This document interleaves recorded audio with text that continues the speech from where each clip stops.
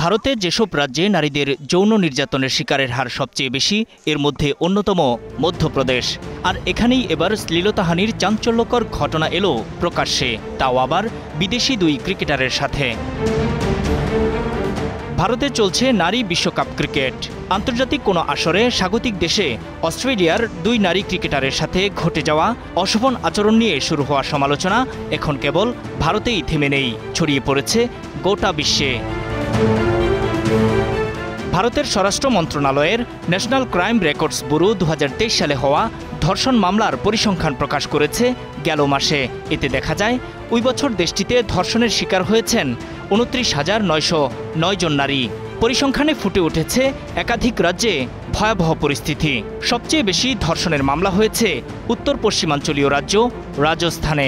ধর্ষণ মামলা 5,000-এর উপরে। এসব মামলায় ভুক্তভোগী 5,194 জন। ধর্ষণের ঘটনার দ্বিতীয় সর্বোচ্চ মামলা হয়েছে উত্তরপ্রদেশে। বিজেপি নেতা মুখ্যমন্ত্রী যোগী আদিত্যনাথের এই রাজ্যে 3,516টি মামলায় ভুক্তভোগী 3,556 জন। এর পরের অবস্থানেই আছে বৃহস্পতিবার দুই ক্রিকেটারকে শ্লীলতাহানির ঘটনা ঘটা মধ্যপ্রদেশ। রাজ্যটিতে 2,979 জন নারী ধর্ষণের শিকার হয়েছেন কেবল 2023 সালেই। শুধু ধর্ষণই নয়, ওই বছর দেশটিতে নারীর বিরুদ্ধে নানা অপরাধ রেকর্ড করা হয়েছে 4,48,211টি। কিন্তু কেমন করে অতিথি বিদেশি খেলোয়াড়রাও ভারতের মাটিতে অশোভন আচরণের মুখোমুখি হলেন?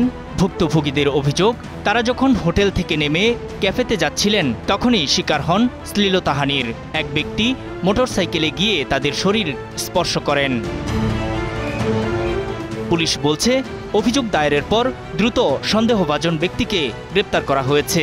সিসিটিভির ফুটেজ দেখে তাকে শনাক্ত করা হয়েছে। তার নাম অকিল।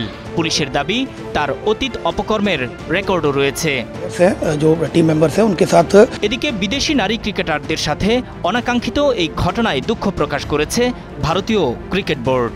বোর্ডের সাধারণ সম্পাদক দেবজিৎ সাইকিয়া এটিকে বিচ্ছিন্ন ঘটনা বলে দাবি করেছেন। এ ধরনের ঘটনা যাতে আর না ঘটে সেজন্য নিরাপত্তা প্রটোকল ব্যবস্থা আরও শক্তিশালী করা হবে বলেও জানান তিনি।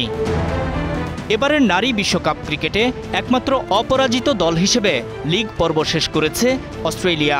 ইংল্যান্ডের বিরুদ্ধে অস্ট্রেলিয়া 6 উইকেটে জয় পাওয়ার পরদিনই শ্লীলতাহানির শিকার হন দলের দুই ক্রিকেটার, জানিয়ে উত্তাপ ছড়িয়েছে ভারতের রাজনীতিতেও। প্রধানমন্ত্রী নরেন্দ্র মোদীর ক্ষমতাসীন সরকারকে তুলোধুনো করছেন বিরোধীরা। তাদের দাবি, নারীদের নিরাপত্তা নিশ্চিতে ব্যর্থ মোদী সরকার। নূর মোহাম্মদ, স্টার নিউজ।